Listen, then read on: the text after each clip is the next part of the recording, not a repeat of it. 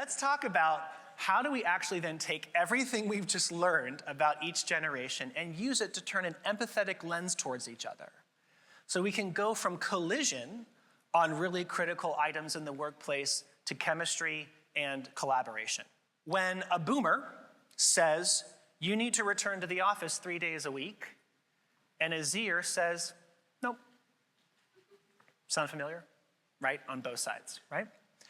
So if a boomer's coming at it from their logic, their relationship with employment, the reason why they would expect the Zer to comply might include things like this.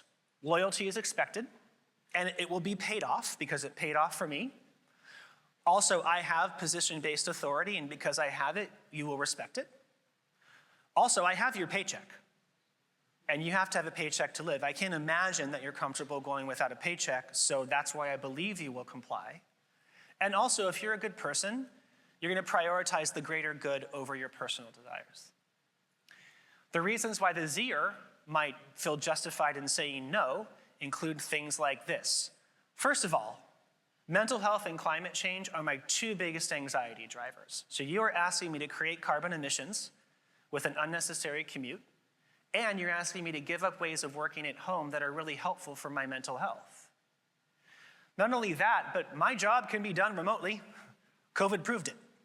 Right. Now we're talking about jobs that can be done remotely. Okay, I want to make that clear. We're not talking about jobs that can't be done remotely.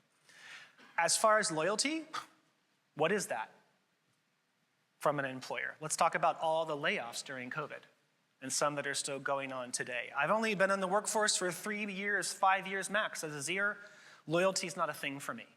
Also, yeah, I need a paycheck. I can get that from countless places. So the collision on the boomer side is this. You're forcing me to give your job to someone who truly wants and appreciates it. Why don't you value hard work?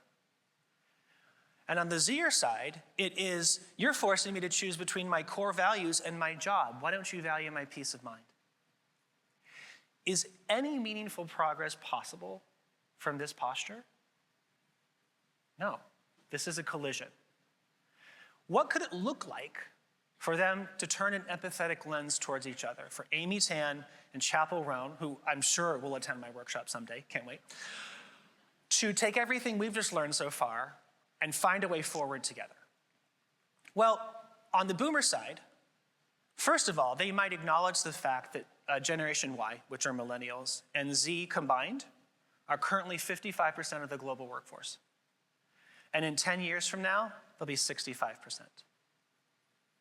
So they're going to want to ask themselves, if I spend the next 10 years continuing to alienate 2/3 of the global workforce, am I going to have an operable company 10 years from now? Also, they might ask themselves, is this truly business critical? Is it actually essential for people to be in the office to do the jobs my company and my institution needs them to do? Or is it just inflaming their anxiety? And is inflaming that anxiety helpful to my business results, or is it just unproductive friction? And lastly, am I here to win outcomes, or am I just trying to win the argument? On the Z side, it might look like, could there actually be mental health benefits to being in the office? Maybe there's some things that I'm not considering yet.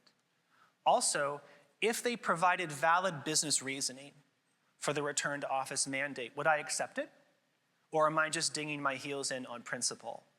And also, if they updated our ways of working in the office to something that was truly meaningful, would I embrace those as well? Is progress possible from this posture? Yeah.